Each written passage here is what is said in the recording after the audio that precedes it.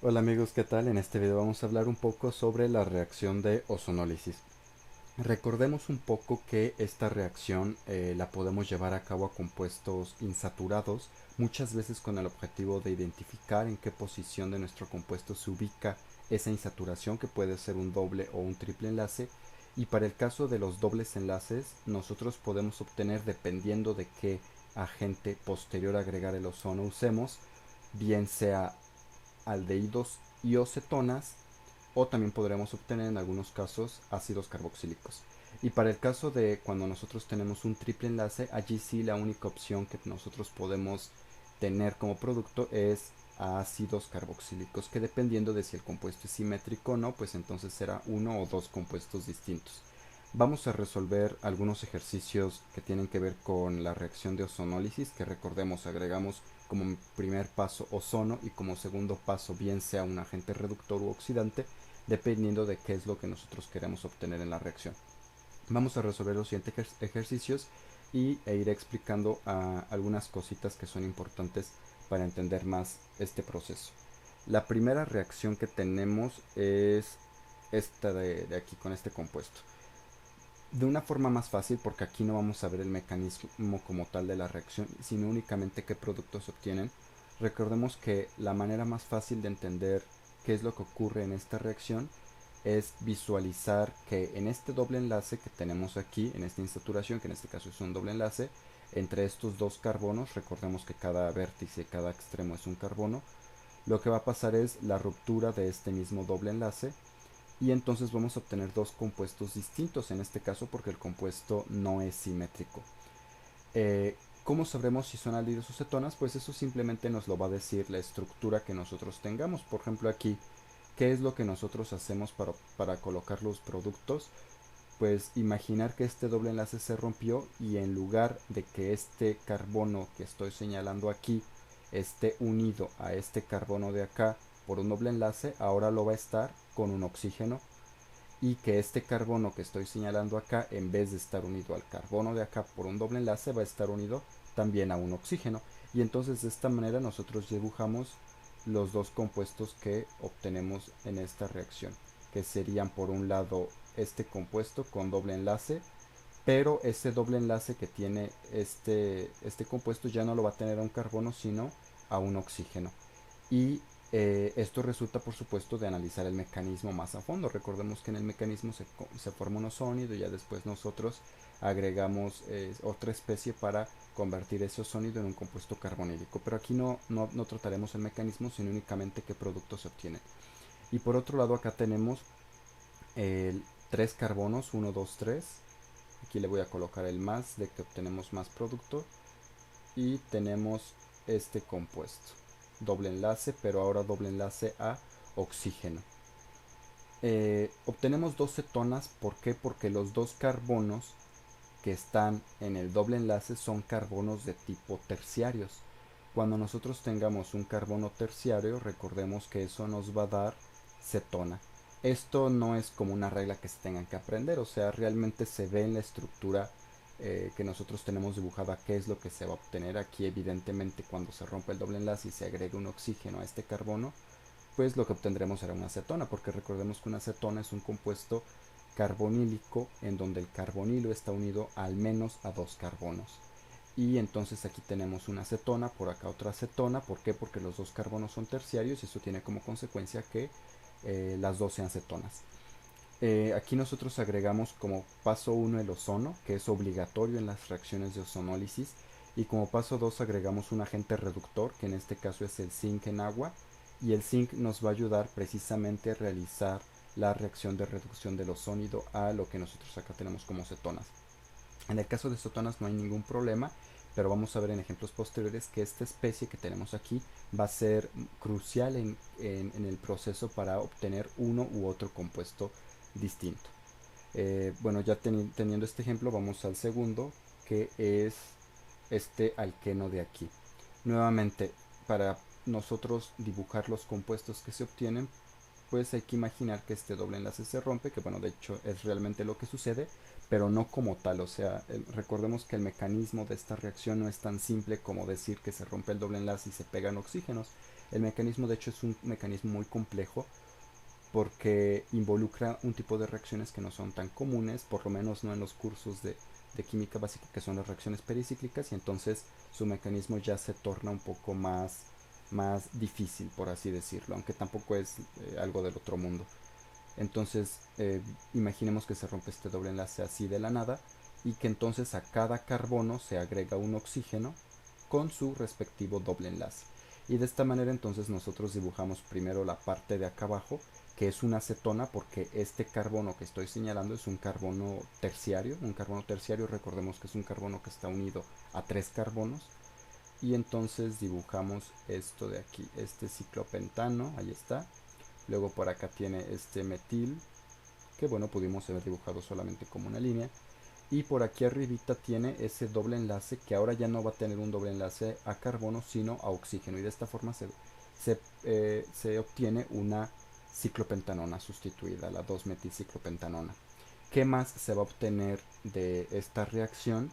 Pues aquí es donde ya entra en juego la especie que nosotros tengamos como segundo paso. Les repito, el paso 1 es agregar ozono, allí no hay de otra, pero el paso 2 tenemos dos opciones, o bien agregar un agente reductor, como en este caso que es el dimetilsulfuro, el CH32S, el sulfuro de metilo, es un agente reductor. Otro agente reductor es el que usamos en la reacción anterior, que era el zinc en agua. En este caso también tendríamos el CH32, que es el sulfuro de metilo. Y nosotros también podemos tener agentes oxidantes, siendo el más común el peróxido de hidrógeno. ¿Cuál es la diferencia de estos dos? Pues bueno, cuando nosotros tengamos la posibilidad de obtener un aldehído, como es el caso de acá, porque este carbono es un carbono secundario, pues si nosotros agregamos un agente reductor como el 5, el sulfuro de metilo, lo que nosotros obtendremos será efectivamente un aldehído. Pero si nosotros en vez de agregar sulfuro de metilo o zinc agregamos peróxido de hidrógeno, entonces ese aldehído se oxidará hasta darnos el ácido carboxílico, que lo veremos en un ejemplo posterior. En este caso tenemos la oportunidad de obtener un aldehído. ¿Por qué un aldehído? Porque ya que dibujamos estos carbonos, que son este de acá, este de acá, este de acá y este de acá, son 4 carbonos. Ahora dibujo el doble enlace por acá, que sería este de aquí, y este el doble enlace. Ese doble enlace ya no lo va a tener a carbono, sino a oxígeno. Y ahí está, es un aldehído. ¿Por qué? Porque el carbonilo es un carbono primario. Este es un carbono primario porque solamente está unido a un carbono. Podemos dibujarle el hidrógeno, de hecho sí es muy recomendable, se ve digamos más bonito y además se entiende más. De cualquier forma, como es un carbono terminal, pues se entiende que es un aldehído, pero se acostumbra a dibujar ese hidrógeno terminal. Entonces obtuvimos aquí una acetona y un aldehído. No tenemos que seguir ninguna regla, simplemente tenemos que ver la estructura del compuesto. Obtuvimos aldehído, ¿por qué? Porque usamos sulfuro de metilo, que es un agente reductor. También pudimos aquí colocar en vez de sulfuro de metilo zinc en agua y obtendríamos exactamente lo mismo, el aldehído. Si hubiéramos puesto peróxido de hidrógeno en vez del sulfuro de metilo, hubiéramos obtenido en vez de este aldehído un ácido carboxílico, que vendrá en ejemplos posteriores. Hagamos este de aquí.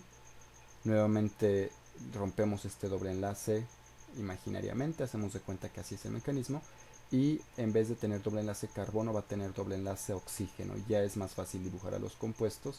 El primer compuesto es este de aquí abajito, lo voy a dibujar aquí también abajo, que sería este. Entonces, ¿cuántos carbonos son? 1, 2, 3 y finalmente el carbono 4. 1, 2, 3, 4. Y ese carbono 4 tiene un doble enlace, pero ya no lo va a tener a carbono, sino a oxígeno. Y es un aldehído porque este carbono, el carbono número 4, es un carbono primario. Por lo tanto, es un carbonilo primario, y los carbonilos primarios pues están en los aldehídos. Entre aldehídos y cetonas están los aldehídos.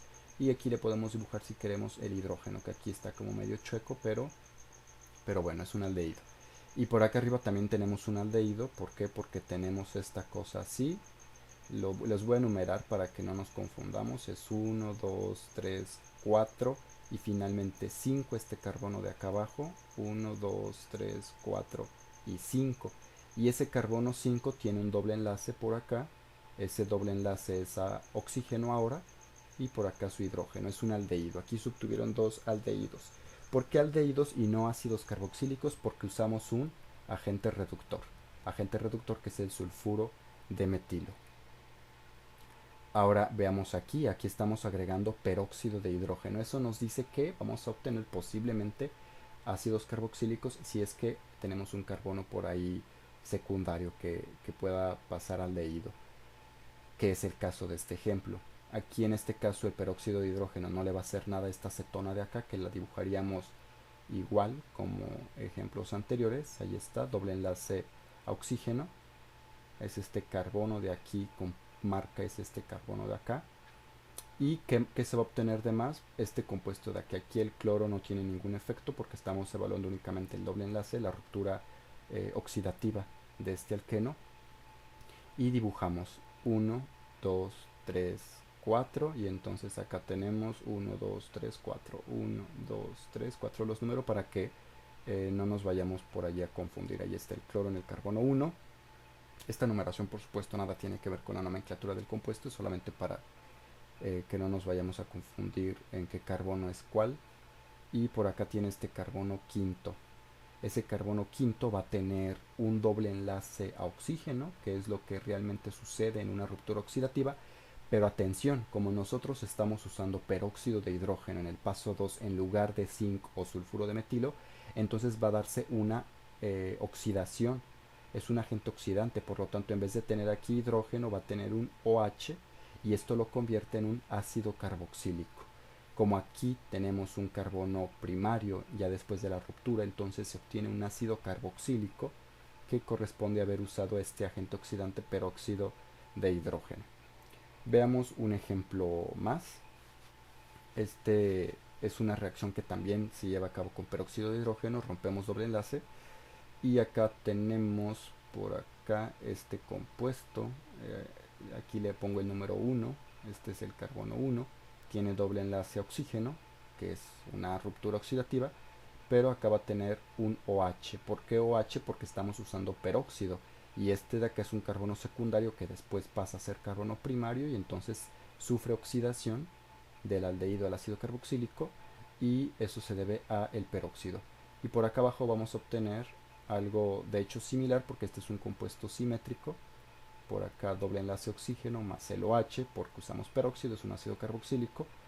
Y como obtuvimos dos del mismo producto porque este es un compuesto secundario, pues eso realmente lo podemos resumir nosotros dibujando únicamente una vez nuestro compuesto. No es necesario que pongamos el ácido, en este caso el ácido ciclobutano carboxílico dos veces, sino una única vez. Se entenderá entonces que el compuesto era simétrico y si nosotros hiciéramos un proceso de retrosíntesis, pues ya sabríamos que el compuesto era simétrico. Recordando nuevamente, tal vez suene muy repetitivo, pero es para que no se nos olvide, se obtuvieron ácidos carboxílicos de este alqueno porque usamos peróxido en el paso 2 y no zinc o sulfuro de metilo, en cuyo caso nos hubiera dado aldehído. Veamos este ejemplo, porque la ozonólisis no solamente se aplica a compuestos que nos den compuestos abiertos o en el caso en el que solamente en el que el doble enlace no se halla en un ciclo, sino que también se puede hallar el doble enlace en un ciclo y entonces el proceso es más o menos lo mismo, solo que aquí en vez de darnos dos compuestos distintos nos dará un único compuesto en el que los dos carbonilos estarán en esta molécula. Aquí por ejemplo tenemos un compuesto espiro, nuevamente ruptura del doble enlace, oxígeno en cada carbono y dibujamos como nosotros queramos, como se nos acomode más. De hecho muchos de estos problemas de química a veces ni siquiera son tan difíciles por el hecho de la reacción misma, porque muchas reacciones son fáciles, también por supuesto hay difíciles, no hay que desmeritar tampoco a la química orgánica, muchas reacciones son complejas, pero muchas también son fáciles, y realmente lo difícil en muchas ocasiones es imaginarse las moléculas, cambiarlas de posición, moverlas y a ver cómo, porque a veces para dibujarla de una manera fea, digámoslo así, a una bonita, a veces nos confundimos y entonces suceden cosas feas. Y este es uno de los casos, espero que no nos confundamos. Aquí voy a numerar de hecho al carbono, este será el carbono 1 y ese carbono 1 está pegado por aquí. Ese carbono va a tener doble enlace a oxígeno Y ahora la pregunta es si va a ser un aldehído o un ácido carboxílico. Pues la respuesta es un aldehído porque estamos usando un agente reductor que es el sulfuro de metilo. Luego por acá tenemos uno, 2, 3, 4 carbonos pegados a este mismo, uno, 2, 3, 4 carbonos.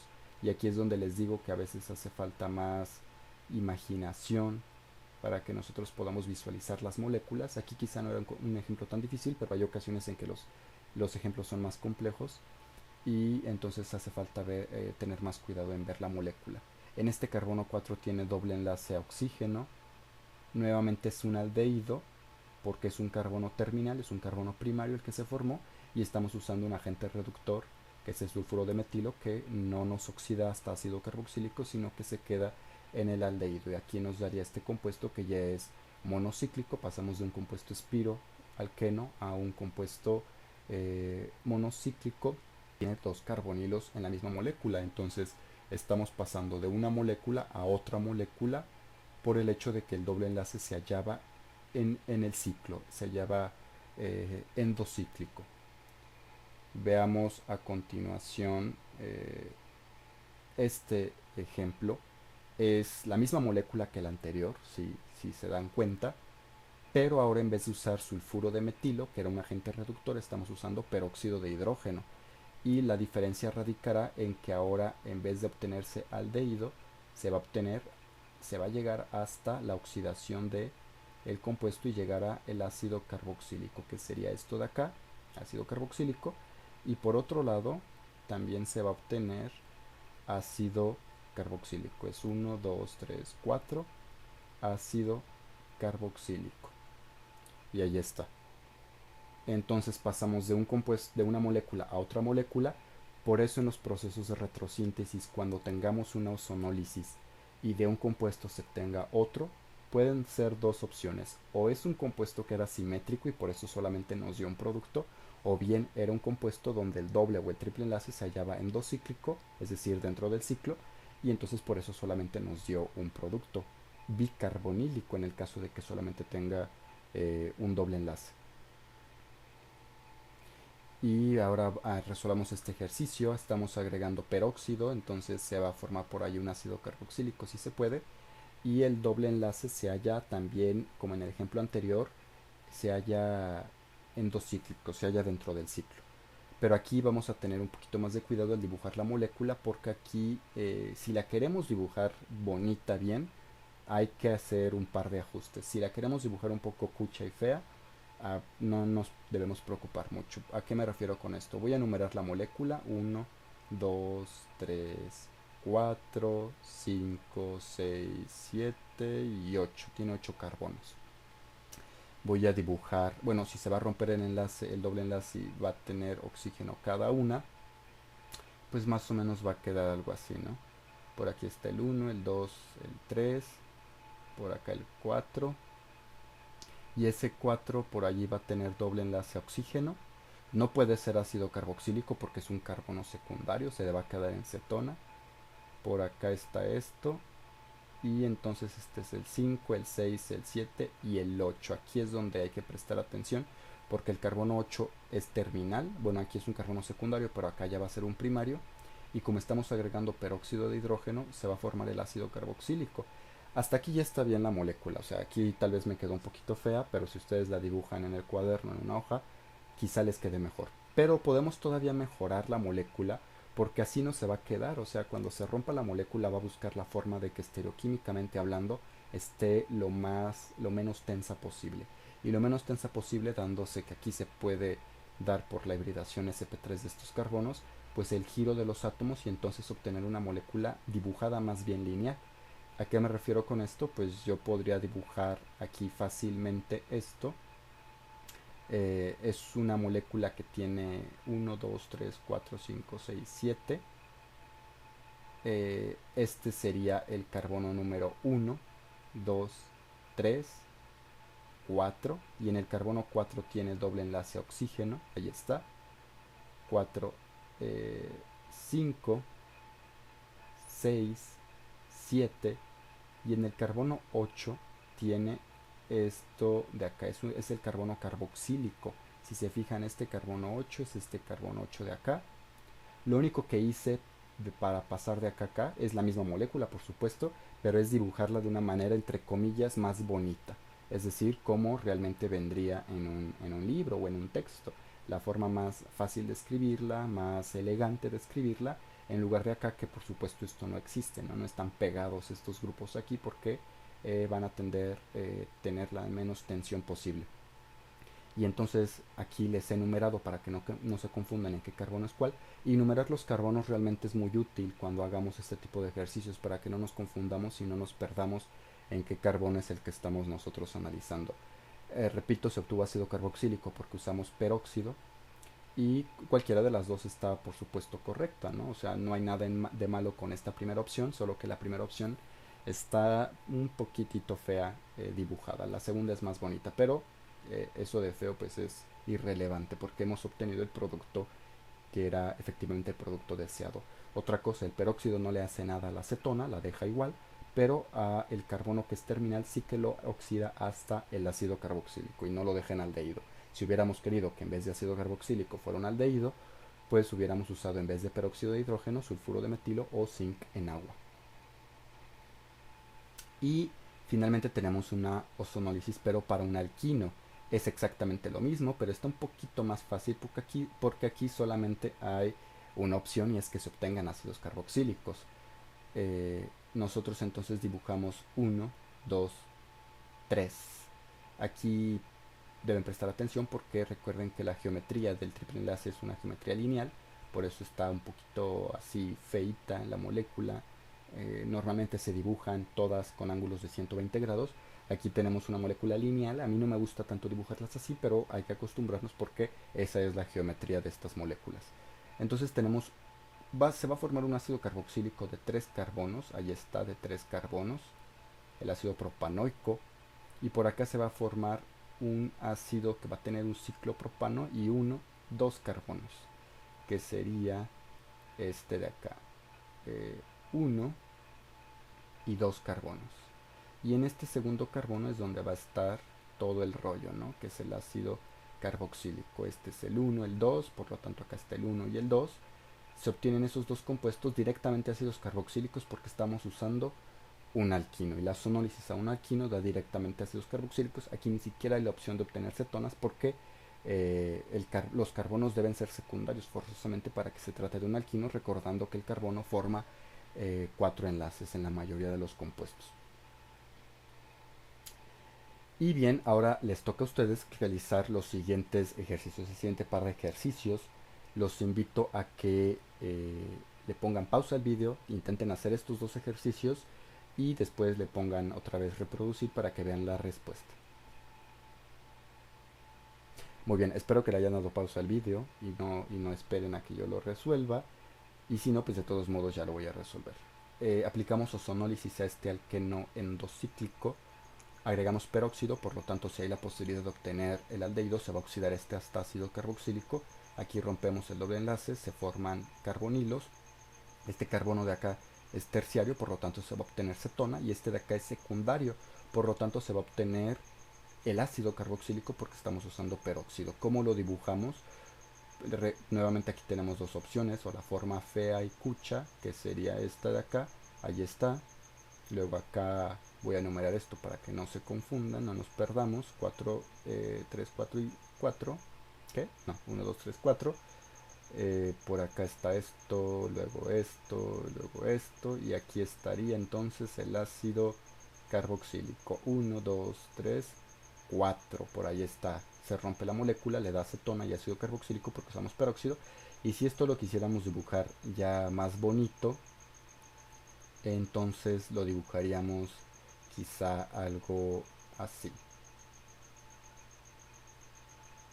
Ahí está. Eh,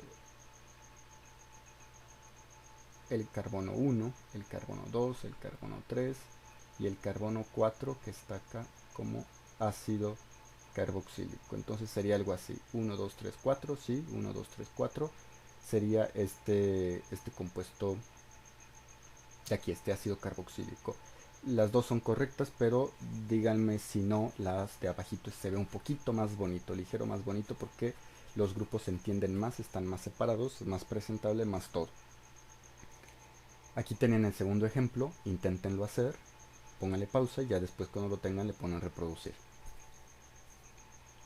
Bien, rompemos doble enlace, oxígeno, oxígeno, como estamos usando zinc en agua, es un agente reductor, por lo tanto no se obtienen ácidos carboxílicos, sino aldehídos.